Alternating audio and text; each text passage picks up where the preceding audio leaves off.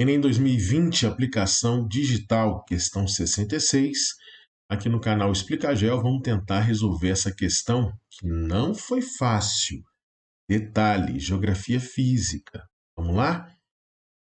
A drenagem fluvial apresentada, então o texto vai nos apresentar um tipo de drenagem fluvial, desenvolve-se em qual ambiente topográfico? Então, em qual geomorfologia, em qual relevo que a gente vai encontrar essa drenagem fluvial? Então, as palavras-chave aqui são a drenagem fluvial e o ambiente topográfico. Tudo bem? Vamos ao texto? Os canais meândricos essa é a drenagem fluvial. Canais meândricos. O que é isso, professor? Os canais meândricos são encontrados com frequência nas áreas úmidas cobertas por vegetação ciliar, descrevem curvas sinuosas. Aqui a informação fundamental. Meandros são curvas sinuosas no rio. Curvas sinuosas, harmoniosas e semelhantes entre si. Várias são as condições essenciais para o desenvolvimento dos meandros, dessas curvas nos rios. Camadas de detritos de granulação móvel, seja o material que ele está carregando, coerentes, firmes e não soltas, gradientes moderadamente baixos, então é a força da água, né? Não tão forte, né? Moderadamente baixo. Fluxos contínuos e regulares, carga em suspensão e difunda em quantidades mais ou menos equivalentes, ou seja, muita informação sobre geomorfologia fluvial. Difícil, né? Texto complicado. Então a gente tem que se apegar aos meandros para responder essa questão. Vocês já viram meandros? Olha só. É uma foto dos meandros, né? São essas curvas sinuosas que a gente tem nos rios, tá? Então isso aqui são formações meândricas. Ora, para isso a gente precisa ter um conhecimento hidrográfico. Aqui nós temos um perfil de um rio desde sua nascente até sua foz. Então, aqui seria a nascente, a uma altitude, nesse caso aqui, nesse exemplo, entre 1.500 e 2.000 metros de altitude, e essa aqui é a extensão do rio até a sua foz no nível do mar. É um rio que tem cerca de 700 quilômetros de extensão, então um rio bastante longo, né? Então veja que o rio, ao longo do seu percurso até a foz, a gente vai dividir ele em 3 cursos.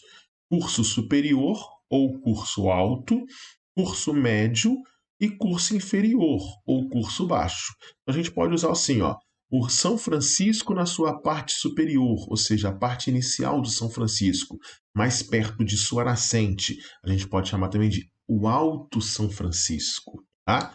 O Médio São Francisco e o Baixo São Francisco. Então nós temos aí o processo de divisão de um rio ao longo dos seus trechos, dos seus cursos. Bacana? Nesse processo de percurso do rio, de divisão dos trechos e cursos de um rio, nós temos diferentes trabalhos erosivos e deposicionais que são desenvolvidos pelas águas dos rios. Então, de maneira geral, aqui no curso superior, as águas do rio são mais fortes, esse rio é mais retilíneo, então ele vai escavando o seu vale, vai erodindo, levando material consigo. Que material são esses? Sedimentos. Desde sedimentos muito fininhos a sedimentos mais grossos, né? A cascalhos, a pedras, ou sedimentos finíssimos como argila, silt, areia, tudo bem? Então o rio vai carregando, vai destruindo, tudo bem? Então tem muito trabalho erosivo aqui no curso superior. Geralmente o rio tem um vale com formato de V fechado. Já no curso médio, as águas do rio já perderam um pouco de força. Ele não tem o mesmo gradiente de força lá no curso superior. Ele está um pouco mais lento. Ele continua erodindo? Continua, mas faz menos remoção de material. Ele continua transportando material? Transporta, mas transporta menos. E em alguns materiais ele começa a fazer sedimentação, deposição, né? É um processo deposicional, que o material vai ficando, né? Não continua sendo carregado pelas correntezas, tudo bem? E no curso inferior, você tem pouquíssima erosão e você tem muito mais deposição.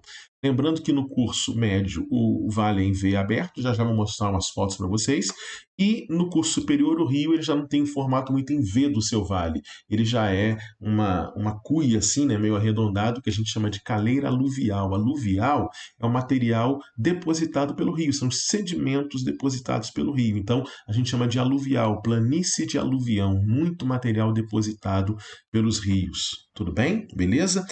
Como que o rio transporta esse material? Ele transporta esse material de várias formas. Materiais fininhos, eles vão sendo transportados em suspensão ou até mesmo dissolvidos na água, tudo bem?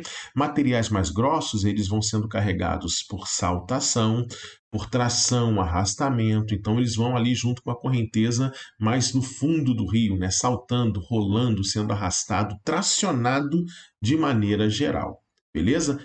Essa imagem ela mostra uma outra forma, né? Uma outra visão desse transporte. Olha só, suspensão, olha aqui, ó, arrastamento ou rolamento e aqui saltação. São as formas do rio fazer o seu trabalho de erosão, de transporte, e esse material tende a ser depois depositado. E a área de maior sedimentação, ou seja, de maior deposição, é na parte final do rio, no curso inferior do rio. Deixa eu mostrar para vocês aqui, para enriquecer, algumas imagens de rios no seu curso superior, com o vale em V mais fechado, né? Em garganta também, pode ser chamado assim, olha só. Você vê que o rio ele é menos largo, né? O vale ele tem um V mais fechado, então isso é uma característica do rio nas suas partes iniciais. Veja que ele é mais retilíneo, tudo bem? Já aqui a gente vai mostrar uma foto do rio no seu curso médio, vale em V aberto, também chamado de normal, tudo bem? Então você vê que o rio ele é mais largo, já começa a não ser tão retilíneo, já começa com uma tendência de algumas curvas, ainda não são meandros, ainda não são muito sinuosas, tudo bem? Esses meandros tendem a aparecer aqui quando o rio já tem um vale em caleira aluvial, onde tem aquele formato assim de cuia que eu falei para vocês, né? Aqui no curso inferior tem muita deposição, então aqui ó, você tem muito material sendo depositado e essas curvas de meandros vão sendo formadas exatamente nessa parte final aqui, tudo bem? Aqui nós temos diferentes drenagens de rio, né? Então aqui a gente tem uma informação da geomorfologia fluvial. Retilíneo, mais nos cursos superiores, né?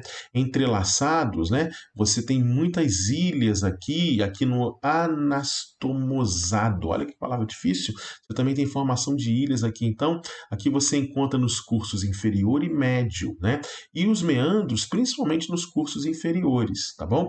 Então, esses três aqui já são formatos de rio onde tem muita deposição, né? Muito processo deposicional, onde a força do rio é menor, então ele não tem um curso tão em vale, em V e muito menos retilíneo. Então ele já vai ter esses processos de formação de bancos de areias, de ilhas, de meandros, né? Alguns desses canais de meandros são canais que a gente chama de canais abandonados, olha só.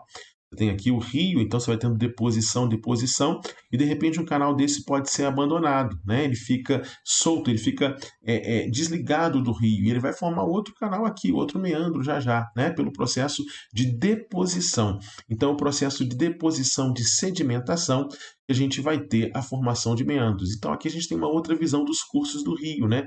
O curso superior, perto da nascente, perto da cabeceira, o transicional ou mediano, tudo bem? E aqui no final, o curso inferior, que está aqui chamado como curso de deposição, de sedimentação. Perceba que aqui a gente tem os meandros até o rio chegar em sua foz. Então, meandros basicamente nessa parte final. Tudo bem? Qual seria o perfil topográfico aqui? Não seria um perfil topográfico montanhoso, nem um perfil topográfico de planaltos. A tendência é que o rio, já perto do mar, já no seu curso inferior, esteja em regiões mais planas de deposição, onde a velocidade do rio é mais baixa. Então, basicamente, em planícies de sedimentação, planícies sedimentares. E exatamente era isso que ele queria na questão. A drenagem fluvial, os meandros, canais meândricos apresentada, desenvolve-se em qual ambiente topográfico? Vales encaixados? Não, isso é mais curso superior. Escarpas íngremes? Também não. O que são escarpas, professor? Escarpas são essas transições entre planalto e planície ou intraplanaltos, entre planaltos e depressões. São essas transições bastante íngremes, com inclinação em torno de 50 graus ou mais que isso, né? Mais que 50 graus, pode ser 60, 70, 90 graus de inclinação. Então, são essas transições bem escarpadas. O termo é escarpado mesmo, né? Então, quando você pensa numa chapada, você tem escarpas de uma vertente. Tudo bem? Então não é o caso, né? Porque aqui numa escarpa você vai formar inclusive uma cachoeira, né? Se o rio está vindo aqui por cima e vai cair, né? Ele vai direto aqui para a planície, ele vai produzir, por exemplo, aí uma queda d'água, né? Depressões absolutas? Não, depressões são áreas mais baixas que as áreas vizinhas e absoluta e abaixo do nível do mar, tudo bem? Não é o caso. Sim, planícies sedimentares, é onde você tem a maior chance, as maiores probabilidades de encontrar os canais meândricos, onde o rio tem menos força, onde ele tende a formar essas curvas, não só as curvas, né, aqueles outros perfis que eu mostrei para vocês, aquelas outras formas de drenagem, né, que não são as retilíneas, também podem aparecer, mas no caso aqui a gente está falando dos canais meândricos nas planícies sedimentares, letra D.